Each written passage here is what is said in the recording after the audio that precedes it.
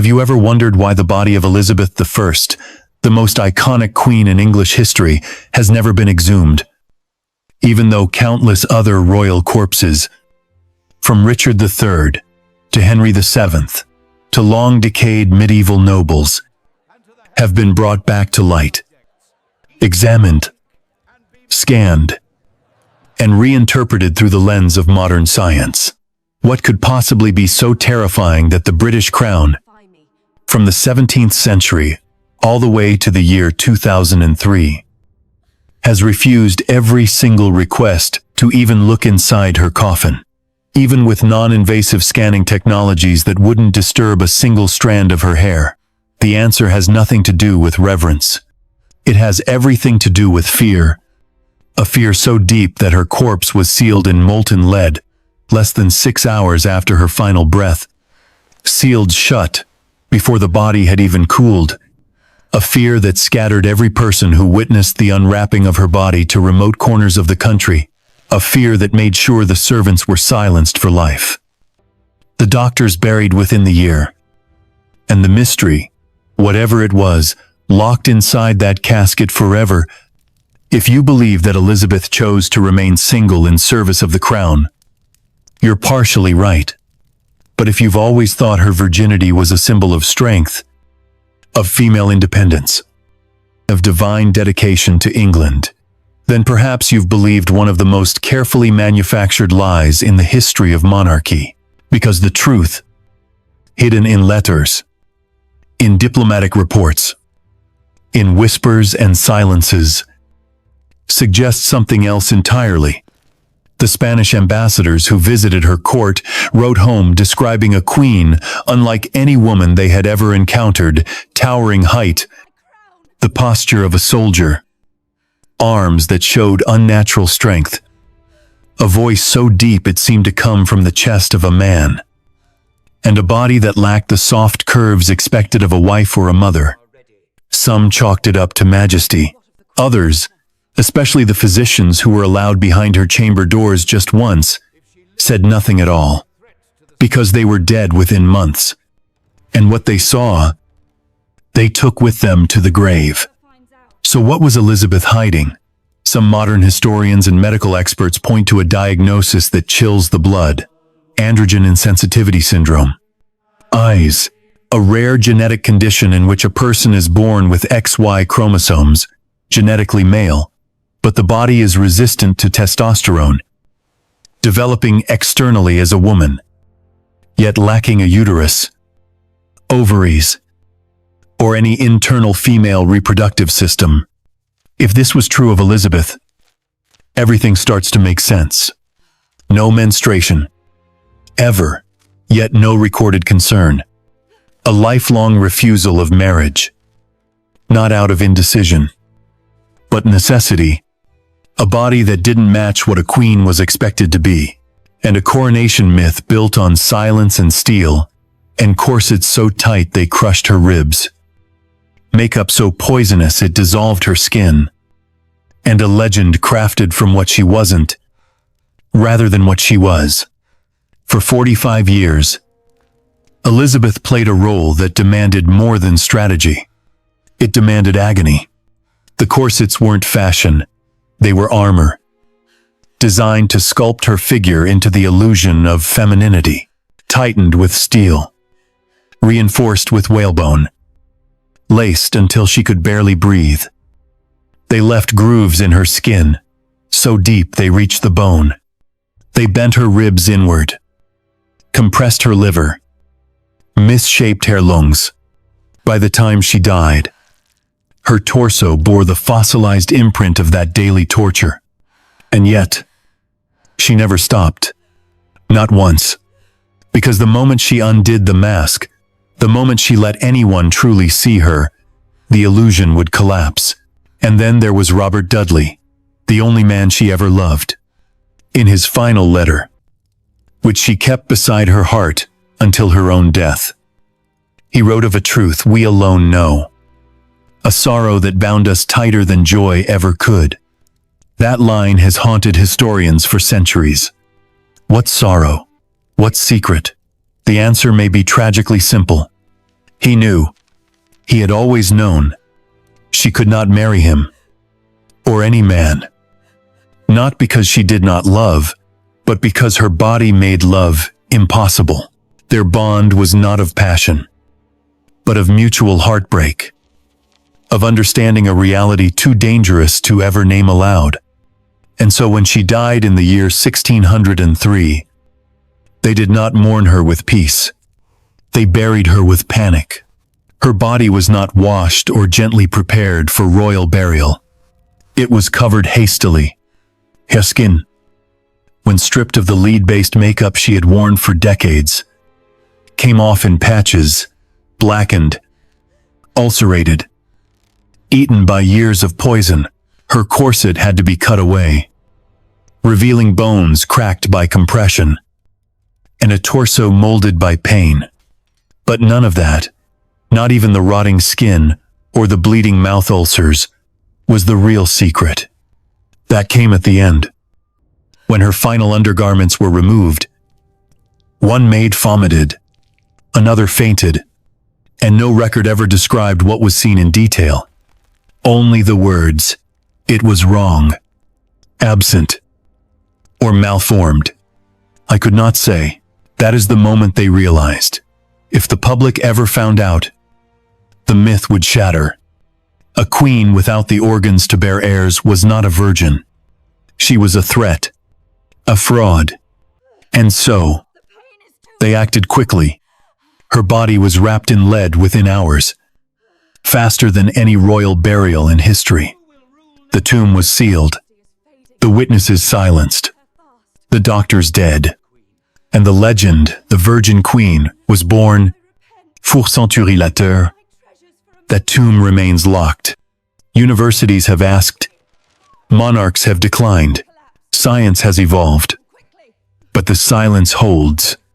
Because what lies inside that coffin might not match the legend we teach in schools, and that legend, of a woman who chose nation over passion, crown over childbearing, duty over desire, is too powerful, too clean, too useful to ever let go.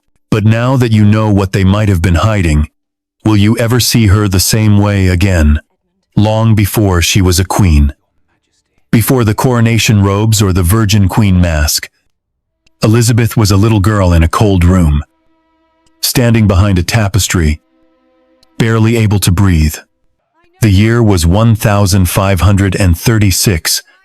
She was 3 years old, and the only thing she could truly remember from that spring was the silence that followed the scream, her mother's scream. When the sword came down, Anne Boleyn did not cry out when the blade sliced her neck. But she had screamed before, screamed the night she was dragged from her chamber, screamed at the walls, at God, at the husband who betrayed her. Elizabeth never forgot that sound, and yet no one would ever explain to the child why her mother disappeared overnight, why the servants wouldn't look her in the eye, why no one dared speak the name Anne aloud ever again. It was there, in the tower and in the echoing corridors of silence, that the first fracture appeared. Elizabeth learned that survival meant stillness. She learned to swallow her questions, to bury her grief behind perfect posture and unreadable eyes. She was taught how to curtsy before she was taught how to cry. And when she tried to ask about her mother, they told her she was lucky to be alive, because queens who disappointed kings were replaceable, because women who failed to produce sons did not deserve crowns, they deserved swords. Elizabeth understood that she was a mistake the king had not yet corrected. Her father, Henry VIII, had moved on, remarried Jane Seymour, within days of Anne's execution, as if her mother's blood had simply been a stain on the palace floors, easily mopped up, easily forgotten. But Elizabeth never forgot. Her crown would come from the grave.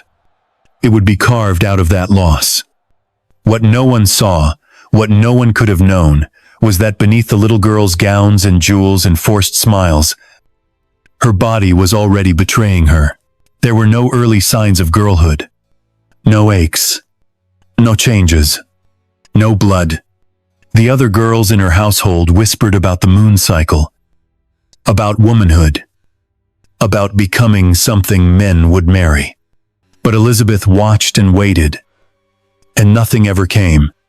She learned to act, to pretend, to nod at the right times. But inside, she began to suspect something was terribly wrong, that she was not like them, that she never would be.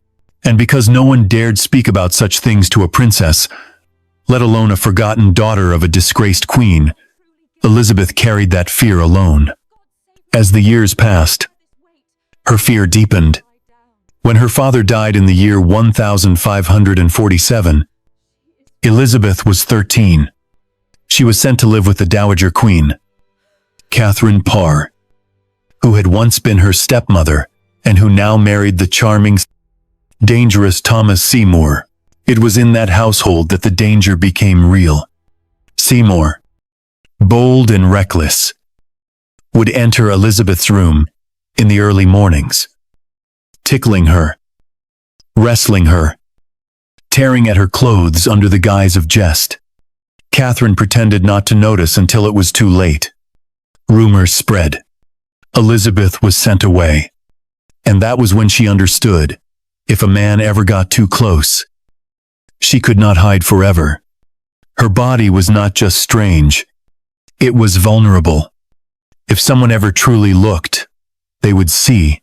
By the time she returned to court, Elizabeth had turned survival into an art. She studied her enemies. She studied her allies. But more than anything, she studied herself. How to move. How to speak. How to avoid questions. She learned how to wear gowns that masked the absence of shape. How to walk in a way that drew admiration without invitation. How to keep every man at a distance without ever seeming cold. Her body became a performance, one that required constant vigilance. She wore corsets not to flatter her form, but to create it. She applied powders not to enhance her beauty, but to distract from what was missing. And yet, there were moments, brief, unguarded, when she let herself wonder what love might feel like if she were allowed to have it. When she met Robert Dudley again in the year 1558, the ache returned. He was her age. He had known her since they were children, and unlike the others, he never seemed afraid of her. He joked. He teased. He looked at her as if he remembered the girl behind the crown. When his wife died under mysterious circumstances, the entire court held its breath. Would Elizabeth finally marry? Would the Virgin Queen become a wife? But she knew she could not. Not just because of politics, not just because of scandal, but because her body would not survive a wedding night. Her secret, the thing she had hidden beneath layers of silk and steel, would be exposed. And worse than scandal, worse than shame, was what would follow: disinheritance. A queen who could not reproduce, who could not even be proven fully female, would be declared unfit to rule. She would be deposed, imprisoned, perhaps executed, like her mother, all for the crime of being born with a body that refused to behave. So she chose a different path. She told them she would remain a virgin, that she was married to England, that no man would ever be worthy. The court scoffed at first. Then they admired her. Then they built a myth around her, the woman too holy for flesh, too noble for the sire. Elizabeth let them. She became what they needed her to be: a mirror for their fantasies, a canvas for their fears. But the cost of the disguise was immense. Every year, the corsets grew tighter, the makeup thicker. Her body, never meant to endure childbirth, began to weaken under the pressure of the false shape it was forced to maintain. The lead in her powder entered her blood. Her joints ached, her skin cracked, but she smiled through it all. Because the alternative, exposure, would destroy everything, and still, behind the curtain, behind the powder and steel, the little girl remained, the one who had watched her mother die, who had been taught that failure was fatal, who had felt from the beginning that her body was a curse. She had never cried in public. She had never bled in private. Hers was a life sculpted by absence. And that absence, that void where others expected fertility and softness and motherhood, became the very symbol of her reign. A crown made of what she lacked, a throne guarded by what she hid. In the next chapter, we will step inside the Queen's chamber in the year 1566, where Elizabeth collapsed from illness, and her doctors were finally allowed to examine her. What they found shook them to the core, and one of them would be dead within a year. What happened behind those locked doors? And why has no one spoken of it since? We will return soon to the moment when the truth nearly escaped and was buried deeper than ever before. It was the summer of the year 1566, and England stood still as its queen fell ill. The court was hushed, not with mourning, but with tension. Elizabeth was not merely coughing or bedbound with a passing fever. She had collapsed, and when they carried her back into the royal apartments, her face was gray with pain. Her body trembled beneath the weight of the layers she always wore, and her attendants could not meet her eyes. For the first time in 8 years of rule, the body she had turned into an icon was no longer able to play its role. They called for Dr. Hewick, one of her most trusted physicians, but even he had rarely, perhaps never, examined her directly. The body of a queen was sacred, untouchable. She had always made excuses, modesty, dignity, the trappings of royal invincibility. But now there was no choice. She could not breathe. Her stomach clenched with invisible fire. Her skin glistened with a cold, uncanny sweat. And so the doors were closed. The guards were posted, and Hewick was finally allowed in. What he saw, he would never speak of again. No letters survive. No testimonios. No confessions whispered on a deathbed. Only silence. And the record of what followed, that he emerged from her chambers as pale as the linens she had soaked with fever. That he refused to discuss the examination with anyone. That his hands shook as he handed his instruments to his apprentice. And that, within the year, he was dead. A sudden fever. They said, unexpected, suspicious, unexplained. But he was not the only one to see what lay beneath the layers. 2 years later, in the year 1568, Elizabeth collapsed again. This time during a council meeting, her advisors rushed to help her. But she waved them away, refusing to be touched by men. Only her ladies could approach. They brought her to her chambers and began to loosen the elaborate latticework of her gowns, the corsets that crushed her lungs, the ruffs that stiffened her spine, and when they reached her body, when the layers finally gave way, one of them fainted. The others froze, then fled. The room was emptied in seconds, and no one ever spoke of what they saw. These were not naive girls. They had dressed the queen every morning and undressed her every night. They had seen her bare shoulders, her back, the curve, or lack, of her hips.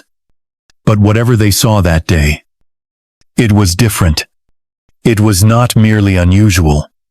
It was wrong, and once again, the walls of Whitehall tightened around her secret. Outside, the world still saw the legend, the triumphant woman who outwitted Spain, who refused marriage, not from weakness, but from will.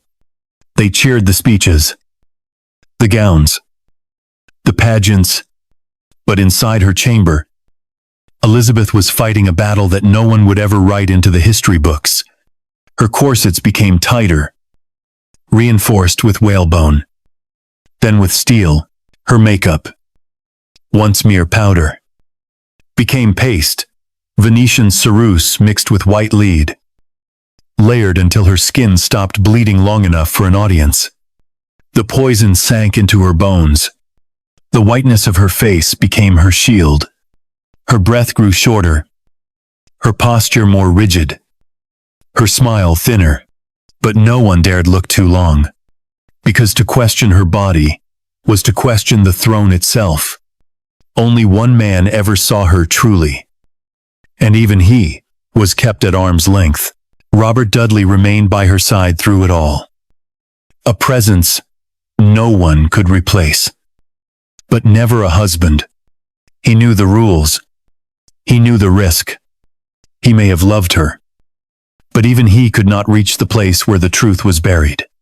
And yet, in quiet moments, he would look at her with the kind of sadness only seen between people who carry the same secret. In his eyes was grief, not for what they had lost, but for what had never been allowed to exist in the first place. They came to her court with gifts and masks, with fine velvet and silk-lined flatteries.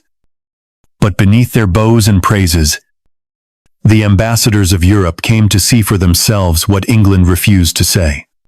They had heard the rumors, of course, that Elizabeth was too clever for marriage, too proud for men, too cold for passion. But no courtier in Madrid or Vienna or Rome truly believed those tales. Queens did not rule alone. Power was not meant to rest in the hands of a woman without a husband. The question that echoed through their palaces was simple, brutal, undeniable. What is wrong with her? And so they were sent, the best of them. Men trained not just in diplomacy, but in observation. They knew how to watch, how to measure silence, how to turn a glance into a report. When they arrived at Whitehall, they expected to find a woman carefully sculpted for myth. Regal, but cold. Remote, but firm. And what they found was something else entirely. Something they could not explain. One ambassador from Spain noted, in careful Latin, that Her Majesty's frame is not as other women's. Before the report abruptly stopped, another, from Venice, described her as having the stride of a commander and a presence that resembles more the discipline of a general than the softness of a queen. A French visitor wrote that her voice, while refined, had a timbre most unusual, low, steady, commanding, as though the wind itself spoke through her lungs. And yet none of these men dared commit their suspicions fully to paper, because what they were seeing, what they could not unsee, was not just a queen who had refused marriage, but a sovereign whose very body defied expectation. She was tall, impossibly so. Her hands were long, veined, not the gentle curvature of a courtly woman's, but the hands of someone who gripped reins, not ribbons. Her waist, cinched daily by corsets of steel and bone, showed no sign of softness. Her chest, flat beneath layers of embroidery, never hinted at maternal promise. And yet she moved like thunder in a dress. Her presence filled the rooms like smoke. You could not grasp it, but you felt it burn. What troubled them most was not her mind. They respected her intelligence, feared her wit. What disturbed them was that her flesh contradicted their categories.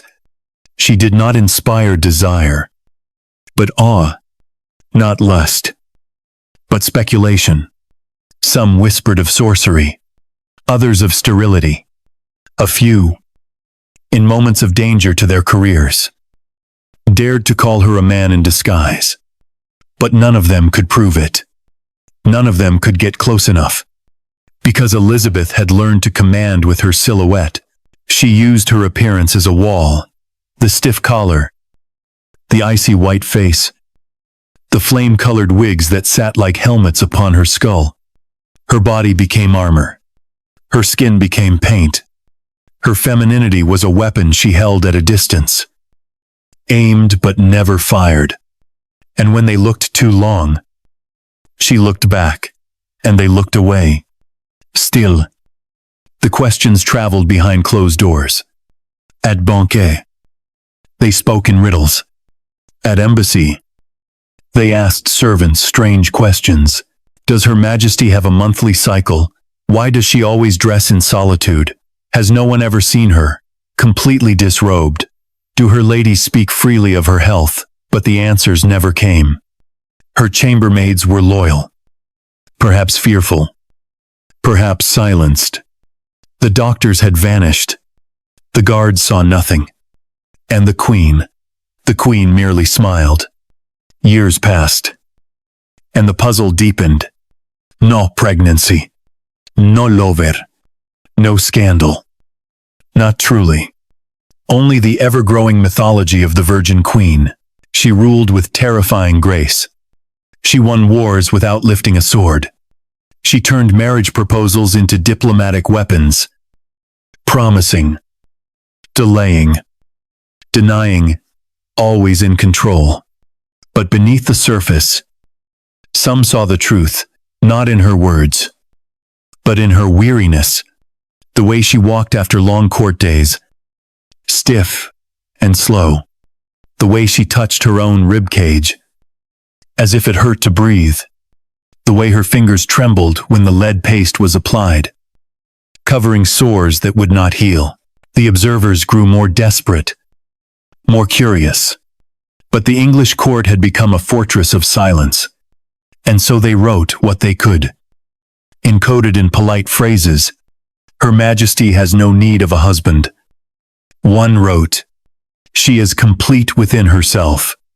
Another, the Queen of England, is unlike any sovereign I have ever met, or shall ever meet again. And still, Elizabeth endured. Each year, the image grew more distant from the woman. Each speech more carefully choreographed, each gesture rehearsed to perfection. And yet her body whispered a different story, in the stiffness of her smile, in the way she shifted her weight to hide the swelling in her legs, in the heavy perfume that cloaked the scent of decay. The ambassadors smelled it. They saw the makeup crack. They saw the wigs change more often. They saw the fatigue in her eyes. But they said nothing. They reported only what could be said, because to say the other thing, the thing they feared, would be to suggest that England's throne sat upon a secret, that its queen, celebrated for her chastity, had not chosen celibacy, but had no other option. Every morning, for 45 years, Elizabeth sat in front of her mirror and became someone else. The ritual was sacred, precise, and excruciating. Her ladies prepared the mixture in silence. White lead ground into vinegar, stirred into a smooth paste, sometimes with a pinch of arsenic to help it adhere. Venetianteruse. They called it a miracle of beauty.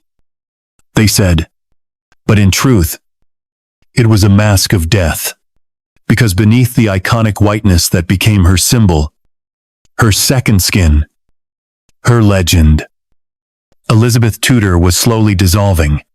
The leads sank through her pores and into her blood. At first, it brightened her face. It erased shadows. It made her look eternal.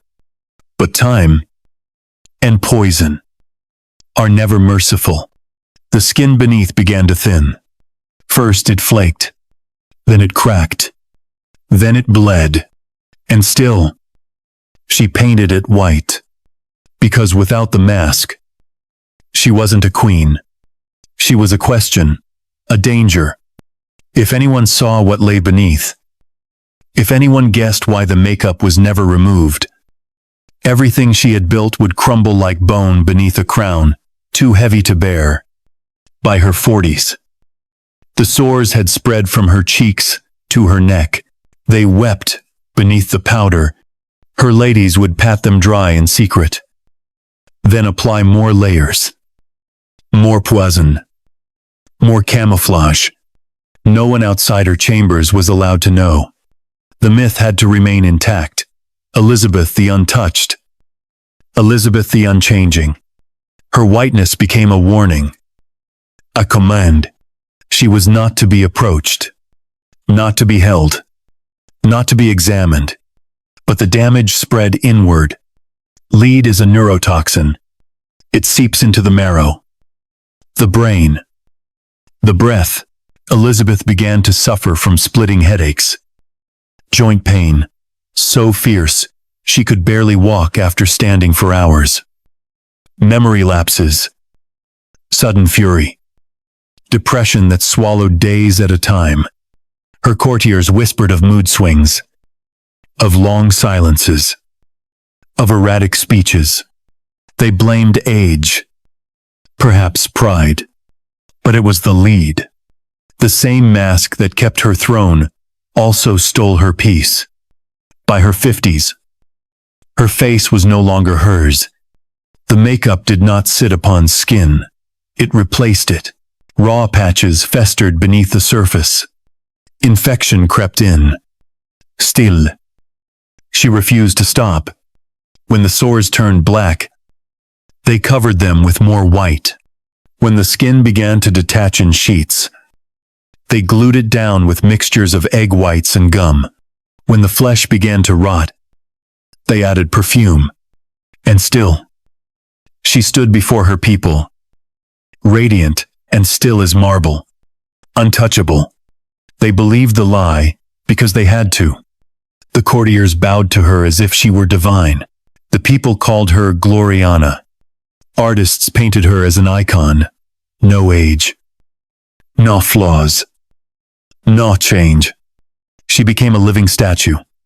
And every day, behind closed doors, that statue decayed. The lead was eating her face. But it was also shielding her truth. Without it, they might see the lines. They might see the wrongness, the way her jaw was shaped, the texture of her flesh, the trace of something not quite feminine beneath the powder. And so she let herself be consumed, rather than be revealed. Even sleep became dangerous. Waking without the mask meant risking a glimpse of reality. She slept in partial face paint. Her pillows were stained with poison. Her wigs had to be removed with care. As the sores on her scalp multiplied, by the end of each day, she was exhausted, not from rule, but from concealment. But still, she endured. They did not understand what they were witnessing. They did not know the price of virginity was corrosion, that to remain untouched, she had to become untouchable, that the crown did not rest on her head, it grew from her suffering. They saw glory. They saw power, but they did not smell the rot. Only her closest attendants knew, and they were silent. In time, even the makeup was not enough. The lead could not hold back the swelling in her jaw, the hollowness in her cheeks, the collapse of her lips. She began to stuff her mouth with cloth to keep her shape. Speaking became painful, eating nearly impossible. But she did not stop, because what waited behind the mask was worse than death. It was doubt. And if the people doubted their queen, if they saw her body betray the myth, then they might start to doubt the throne itself.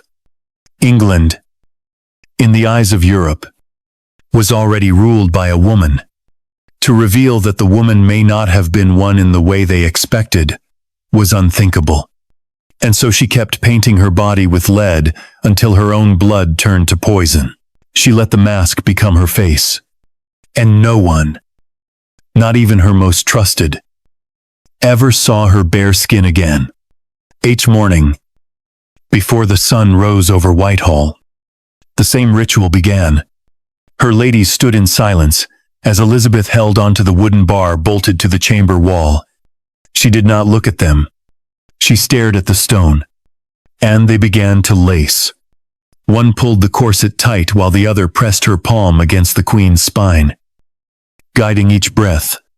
The third checked the symmetry. They worked quickly, without words. They had done this thousands of times. It was not a fashion statement. It was a crucifixion.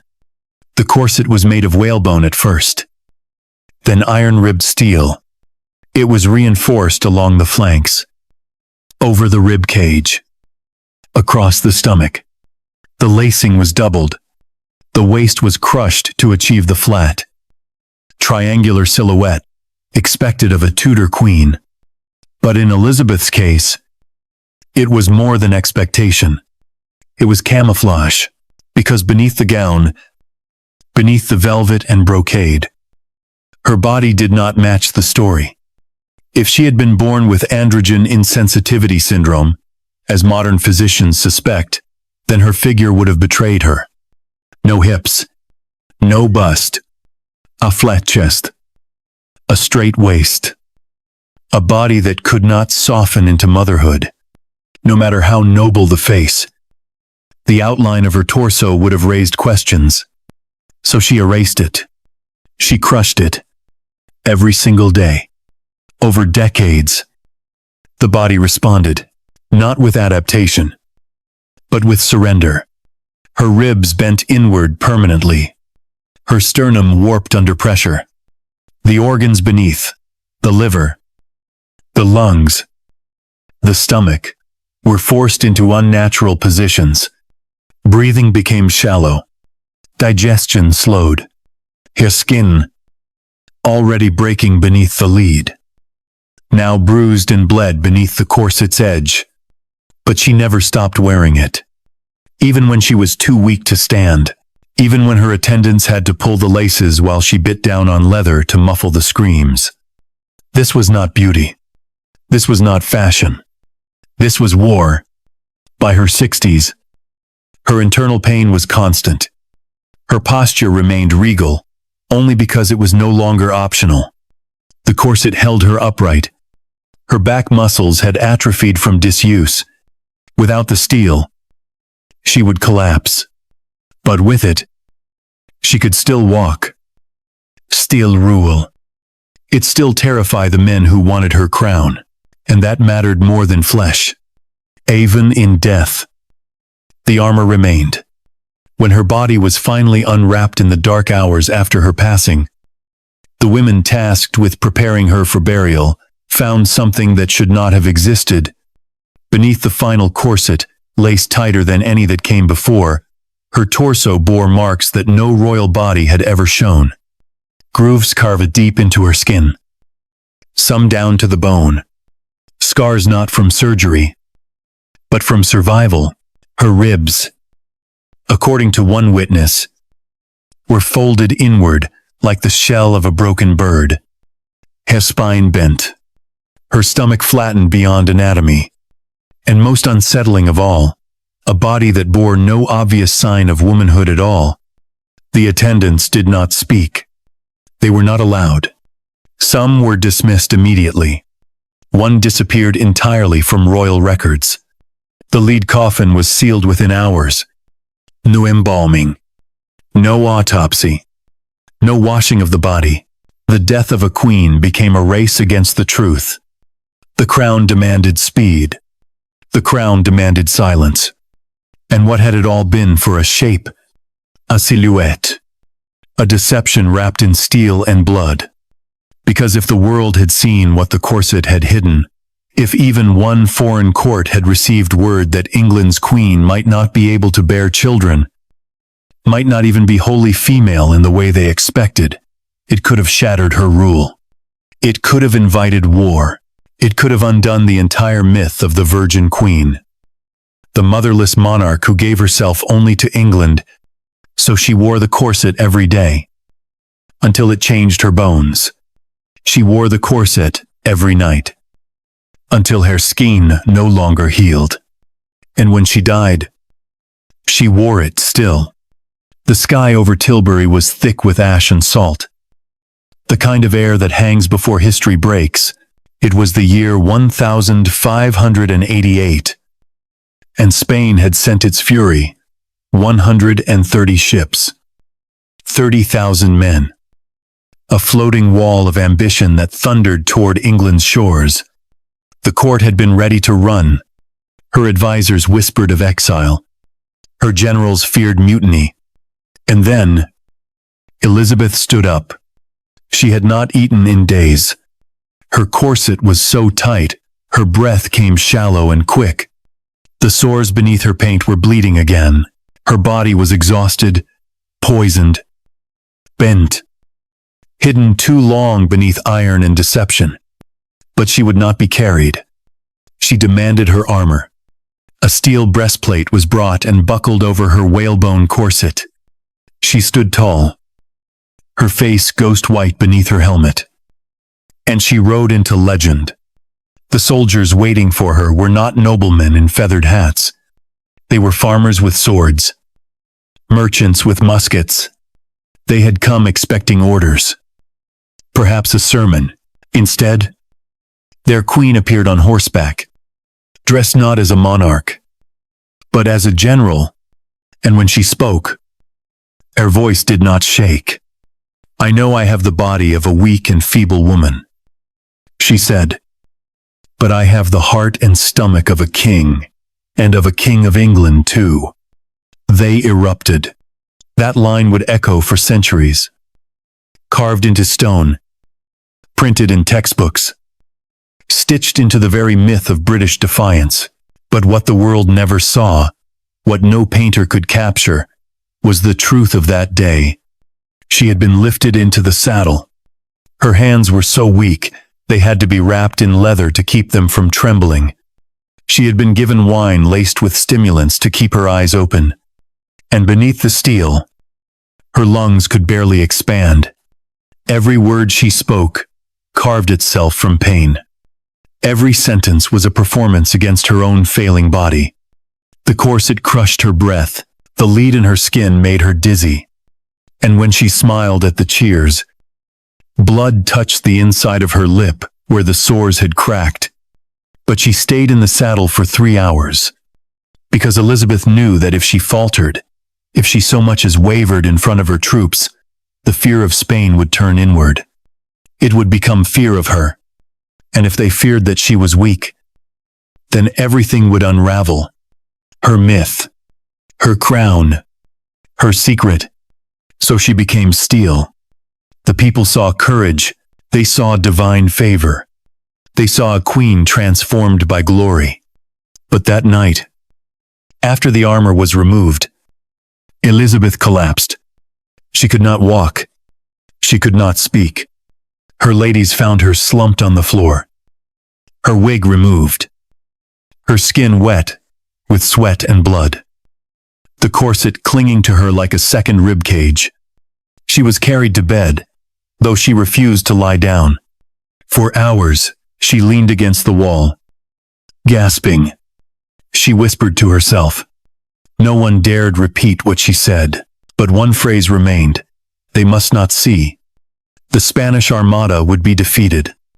England would sing her name for centuries. But victory did not restore her. It only deepened the deception. She had proven herself immortal that day, and immortality demanded that her body die in secret, piece by piece. The letter was tied with a simple ribbon, worn soft from fingers that had traced its fold too many times. It was not locked in a box nor sealed in royal wax. It was always near her, tucked inside a pouch, pressed against her chest beneath layers of linen and velvet, sometimes even corseted into place. The handwriting was his. Robert Dudley, her childhood companion, her mirror, her almost husband, her not quite anything. He had died in the year 1588. The very year Elizabeth stood armored at Tilbury. And though she wore steel for her people, she wore his words for herself. The truth we alone know. He had written, "The sorrow that bound us tighter than joy." That was the line she never let go of. Not because it was romantic, but because it was real. He had known her body was different, had known from the beginning. Perhaps, or had realized over years of near touching, of knowing what was not said, not dared. He never asked for her in the way other men did. He never reached where he wasn't allowed. He stayed beside her, not behind her. And in that quiet, something deeper bloomed than love, understanding. Theirs was not a union of flesh. It was a bond of impossibility. He was the only one who had looked at her entirely and said nothing needed to be changed. And then he was gone. After his death, she was never the same. Her appetite shrank. Her sleep became broken. She grew more withdrawn, more severe. The makeup thickened. The courtiers noticed her temper, her absences, her sudden silences. She began to forget things. But still, she ruled. Alone now, truly alone, in a palace where even the ghosts no longer comforted her. Then came Robert Devereux, the Earl of Essex, 20 years younger. Handsome, charming, brash. He was Dudley's stepson. And in his youth, Elizabeth saw the echo of something lost. She adored him, gave him too much. He became her favorite too quickly, too boldly. He flattered her, teased her, called her his queen, with the carelessness of a man who thought affection could replace reverence. But he did not understand what Dudley had. He did not understand boundaries. One morning, unannounced, Essex burst into her private chambers. It was early. She had not yet dressed. Her corset was loosened, hair removed, the paint not yet applied. She turned to him in shock, exposed, unfinished, utterly human. And he froze. He had never seen her like this. No one had. Her real hair was thin, patchy, gray. Her skin was blistered, pitted, yellow beneath the white. Her eyes hollow, her body smaller, twisted slightly to one side from decades of pressure. And something else, something he never spoke of, but never forgot. He stared too long, and she saw him see. From that moment, he was doomed. The intimacy they had built turned to ice. She distanced herself. He, wounded, rebelled. He raised troops against her. She signed the execution order with trembling hands. And when the axe fell in the year 1601, it was not just for treason, it was for the crime of seeing her. He had looked behind the mask. He had looked at the woman and flinched. After his death, Elizabeth withdrew even further. Her meals became ritual, her clothing heavier, her makeup more disparate.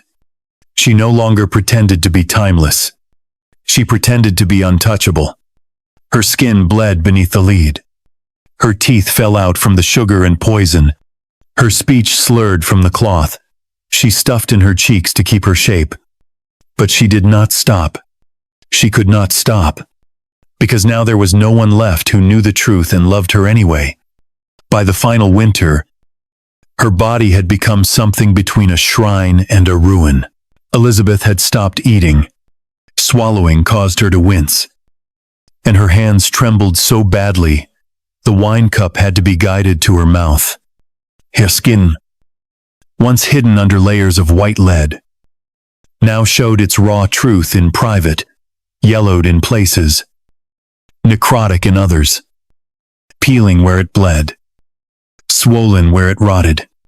Her teeth, blackened by sugar and poison, had mostly fallen out. Her cheeks caved in unless stuffed with cloth. She did not speak unless she had to. She did not weep. She simply sat, upright, unmoving, eyes wide and dry, as if daring death to try her. She refused the bed. "If I lie down, I shall never rise again," she said. So they built a nest of cushions on the floor.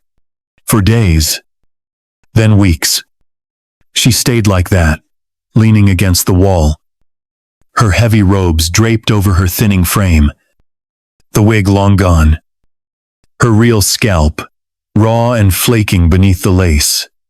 Her ladies tried to coax her with fruit, broth, wine. She shook her head. Her abdomen had begun to swell grotesquely, filled with fluid. The irony was cruel. The Virgin Queen, bloated as if pregnant, in the final hours of a life, lived in suppression. They bathed her in perfumes, but even that could not mask the new odor, a creeping corruption. The smell of something dying from the inside out. On the 23rd of March, in the year 1603, she raised a single trembling hand and pointed toward James of Scotland. No words were needed. Everyone understood. The succession had been chosen. The line of Tudor would die with her. And with that gesture, her body finally gave way. That night, she collapsed. They lifted her onto the bed she had so long refused. Her breathing was ragged, irregular, soft. The room was candlelit. Only her most trusted attendants were allowed inside. The others waited behind bolted doors. As the first light of dawn crept in on the 24th of March, her breath slowed, then stopped. Elizabeth Tudor was dead. But that was not the end. What happened next was not royal protocol. It was crisis management. The doors were sealed, guards posted. The corpse was not washed. There was no ceremonial cleansing, no anointing. Her ladies did not sing hymns. They worked quickly, quietly, removing each layer of clothing like archaeologists, uncovering a relic buried under centuries of stone. But this relic bled. The makeup had fused to the skin. As they peeled it away, pieces of flesh came with it. The face beneath was not that of a peaceful queen. It was a ruin, ulcerated, blackened, open sores along the jaw, yellow fluid oozing from the neck. One maid vomited. Another had to be removed from the room. But the corset was worse. They cut through it carefully, the same corset she had worn nearly every day for 45 years. It had become part of her when they pulled it away. The flesh beneath bore its memory deep grooves, carved so violently into the torso that the shape of the lacing was fossilized in her ribs. Some of the bones had cracked. Her sternum was warped. Her lungs showed signs of long-term compression. The outline of the steel was still visible in the bruises that would never fade. But none of that, not the rotting skin, not the bent bones, not the sores, was what they were trying to hide. The final layer was removed slowly. As if by instinct, the attendants understood what lay beneath would not be ordinary. And they were right.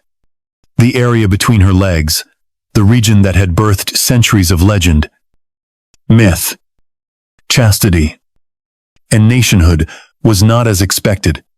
One servant, who had helped bathe the queen in early years, recoiled in silence. Another whispered it was absent. A third, pale and trembling, said only, "It was wrong." No medical records were made, no physicians called, no official report written. Within hours, the body was wrapped. Lead sheets were brought in and sealed tight around her. The casket was closed before rigor mortis had fully set. The attendants were dismissed and scattered, sent to different estates, different regions. Each one given a generous pension. Each one given a new life, far from London. 3 of the physicians who had attended her final decline were dead within the year. The funeral was magnificent. Drums, banners, golden cloth, black horses, the crown placed upon her closed coffin, the sermons preached of majesty and glory and sacrifice. They called her Gloriana. They called her the Virgin Queen. But beneath the marble lies a coffin that no scholar, no priest, no monarch has dared to open. They have examined the bones of Richard III. They have studied the remains of Henry VII. They have even opened the graves of forgotten noblewomen from dusty corners of Westminster, but not Elizabeth. Never Elizabeth. In 1952, during the coronation of Elizabeth II, a request was made to examine the Tudor Queen's remains. Denied. In 1975, when medical scanning technology advanced, another petition. Denied. In the year 2003, the 400th anniversary of her death, multiple universities joined forces. Denied. Why? Because if what they found inside that lead coffin did not match the legend, if the body of Elizabeth Tudor did not confirm the fantasy of Gloriana, the Virgin Queen, the mother of the nation, then everything built on her myth would tremble. So the secret remains, sealed. A crown forged in pain. A throne built on suppression. A body never meant to rule. Forced into armor until it could no longer breathe. And a virginity not chosen, but imposed. Not because she loved no man, not because she loved England more, but because her body made love, marriage, and motherhood impossible. And so she gave the world a mask, and the world, desperate to believe in majesty, wore it proudly, forever.